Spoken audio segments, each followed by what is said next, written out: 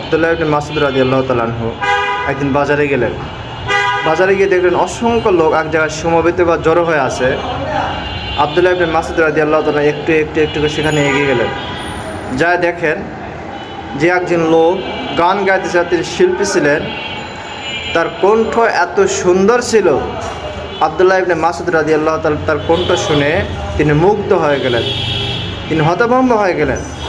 তিনি আল্লাহু আকবার বলে চিৎকার দিয়ে বললেন, হায় আফসোস, আল্লাহ সুবহানাহু ওয়া তাআলা তোমাকে এত সুন্দর কণ্ঠ দিয়েছে, এত সুন্দর কণ্ঠ দিয়েছে। তুমি যে এই কণ্ঠ দিয়ে যে আল্লাহর কালাম তেলাওয়াত করতা, আল্লাহ সুবহানাহু ওয়া তাআলা অতি খুশি হয়ে যেতেন। এবং এই কণ্ঠ দিয়ে তুমি আল্লাহ কোরআন তেলাওয়াত করতা, তাহলে অতি সুন্দর, মাশাআল্লাহ, অতি সুন্দর, আল্লাহু আকবার, এর চাইতে আর সুন্দর কিছু হতো না। তিনি এই বলে সেখান থেকে চলে আসতেছিলেন। এই কথাটা যখন সে শিল্পীর কানে গেল, সেই শিল্পী হযরত আব্দুল্লাহ ইবনে মাসউদ রাদিয়াল্লাহু তাআলার পিছু নিলেন। আব্দুল্লাহ ইবনে মাসউদ রাদিয়াল্লাহু তাআলা বাড়ির দিকে চলে আসলেন। সেই শিল্পী আব্দুল্লাহ ইবনে মাসউদ রাদিয়াল্লাহু তাআলার পিছনে আসতেছিলেন এবং আব্দুল্লাহ ইবনে মাসউদ রাদিয়াল্লাহু তাআলাকে বললেন, হে আল্লাহর নবী সাহাবী, আপনি কি বললেন যদি একটু পরিষ্কার করে বলতেন।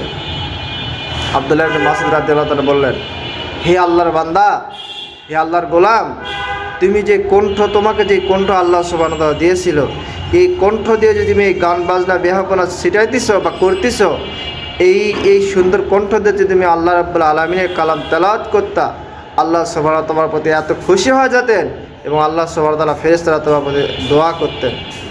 এই কথা শুনে সেই শিল্পী বললেন, সে আল্লাহর কসম, আমি আজ থেকে গান বাজনা বাদ্যযন্ত্রটা ছেড়ে দেব। আমি আল্লাহ সুবহানাহু ওয়া তাআলা যে আমাকে যে আল্লাহ সুবহানাহু ওয়া তাআলা কণ্ঠ দিয়েছেন, আল্লাহ সুবহানাহু ওয়া তাআলা সুস্থতা দান করেছেন, আমি সে আল্লাহর কসম করে বলতেছি, আজ থেকে সে আল্লাহ রাব্বুল আলামিনের কালাম ছাড়া, আমার এই কণ্ঠ দিয়ে আল্লাহ রাব্বুল আলামিনের পবিত্র কালাম ছাড়া কিছু তেলাওয়াত হবে না। সুবহানাল্লাহ। এই ছিল সাহাবীদের তালিম, এই ছিল সাহাবীদের মর্যাদা। আল্লাহ সুবহানাহু ওয়া তাআলা আপনাকে আমাকে এই বেহাপনা, উলঙ্গপনা, গান বাজনা থেকে হেফাজত করুক, সবাইকে বোঝার তৌফিক দান করুক, সবাইকে আল্লাহ সুবহানাহু ওয়া তাআলা সুস্থ হেফাজতে দুনিয়াতে কামিয়াবি অর্জন করার তৌফিক দান করুক এবং সবাইকে তিনি ইলমে বলে চলার তৌফিক দান করুক। ওয়া আখিরু দাওয়ানা আলহামদুলিল্লাহি রাব্বিল আলামিন।